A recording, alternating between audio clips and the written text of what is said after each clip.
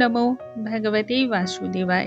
नमस्कार दोस्तों, जैसा कि हम सभी लोग जानते हैं कि प्रतिदिन भगवान को प्रसन्न करने के लिए हम अनेक प्रकार के उपाय करते हैं और इसके दौरान हम भगवान को अलग अलग तरह से पूजा पाठ करते हैं और कई विधि विधान को अपनाते भी हैं। लेकिन क्या हम जानते हैं भगवान सत्यनारायण की कथा घर में जो कराई जाती है, क्यों कराई जाती है, इससे कौन से फायदे होते हैं, आपको कब करानी चाहिए, किन बातों का ध्यान रखना चाहिए, किस मुहूर्त में सत्यनारायण की पूजा सर्वाधिक फल को प्रदान करने वाली होती है।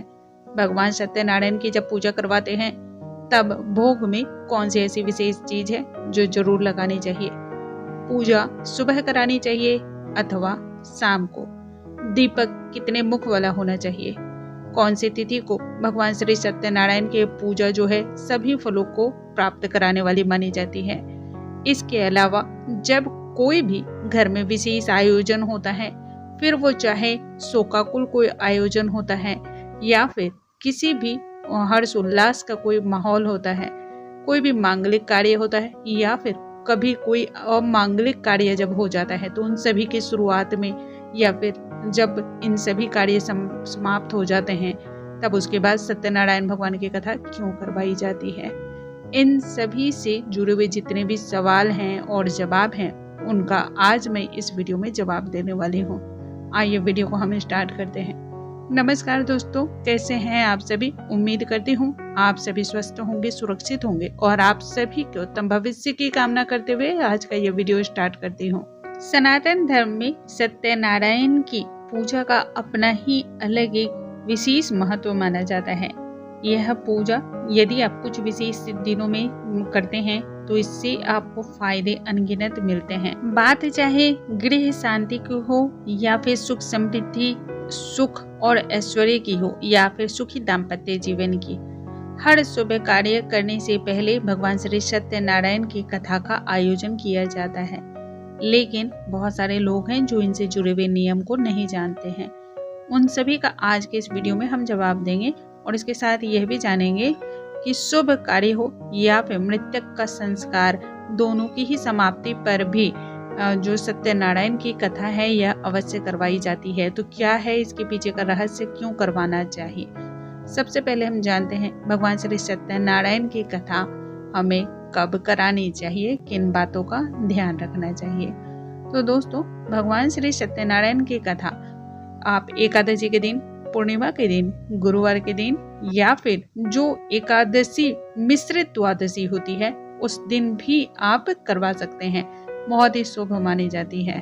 अभी इसके बाद का प्रश्न है, यह पूजा जो है कब कराना चाहिए। सुबह ज्यादा फलदायी होता है अथवा संध्या के समय। तो देखिए दोस्तों, भगवान श्री सत्यनारायण की जो पूजा है वह संध्या के समय ज्यादा फल प्रदान करती है। लेकिन पूजा आप चाहे सुबह करवाएं अथवा शाम को, दोनों से ही आपको अभिष्ट फलों की प्राप्ति होती है। आप अपनी सुविधा अनुसार कभी भी पूजा करवा सकते हैं। लेकिन संध्या की पूजा जो है सर्वाधिक फल प्रदान करती है, बहुत ही उत्तम मानी जाती है। भगवान श्री सत्यनारायण की पूजा करवाने से घर में सदैव सुख समृद्धि, संतान, यश, वैभव, पराक्रम, संपत्ति, सौभाग्य और शुद्धता का वरदान की प्राप्ति होती है। कहा जाता है जिस घर में प्रत्येक माह सत्यनारायण की पूजा करवाई जाती है उस घर के जो पूर्वज होते हैं वह भी बहुत प्रसन्न होते हैं, पूर्वजों को भी शांति मिलती है। अब इसके बाद जान लेते हैं श्री सत्यनारायण की पूजा में भोग में ऐसा क्या चीज है जो अवश्य हमें रखना चाहिए। वैसे तो भगवान आपके मन के भाव को देखते हैं, तो यदि आपकी जो भी इच्छा है, यदि आप सक्षम ना हो पाए, तब ऐसे में आप जो भी चीजें रखते हो उन चीजों के ऊपर एक तुलसी का दल रख दें, यह स्वीकार की जाती है। लेकिन यदि आप सक्षम हैं तब आपको ऐसे में भोग को किस प्रकार से बनाना चाहिए, लगाना चाहिए, उसका ध्यान रखना चाहिए। भोग में विशेषकर आटे की जो पंजरी होती है, केला, आटे का जो भुना हुआ प्रसाद होता है, तुलसी दल और पंचामृत बहुत ही शुभ होता है। इसके साथ यह भी जानते हैं कि जो हम श्री सत्यनारायण की पूजा करवाते हैं उस समय किन बातों का ध्यान रखना चाहिए। देखिए, बिना आसन के कोई भी पूजा पूर्ण नहीं होती है, ये हम सभी जानते हैं। इसलिए आसन का प्रयोग जरूर करें। यदि ऊनी आसन हो तो वह बहुत ही उत्तम मानी जाती है। कुश के आसन का प्रयोग कर सकते हैं। और ये दोनों ही जब ना हो तो साफ स्वच्छ जो भी सूती वस्त्र हैं उन्हें भी आसन के रूप में आप प्रयोग कर सकते हैं। भगवान श्री सत्यनारायण की पूजा करते समय आपका मुख यदि उत्तर दिशा में होता है तो सभी सुखों की प्राप्ति होती है, इसलिए यह जरूर ध्यान रखें।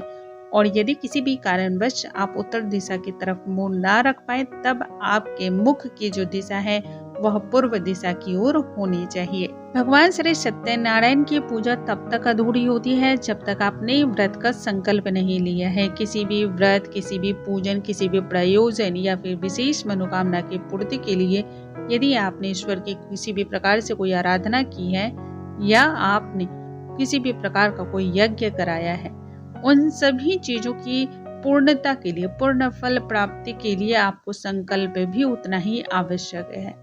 संकल्प लेने के बाद ही किसी भी पूजा को पूर्ण किया जाता है, पूर्ण माना जाता है।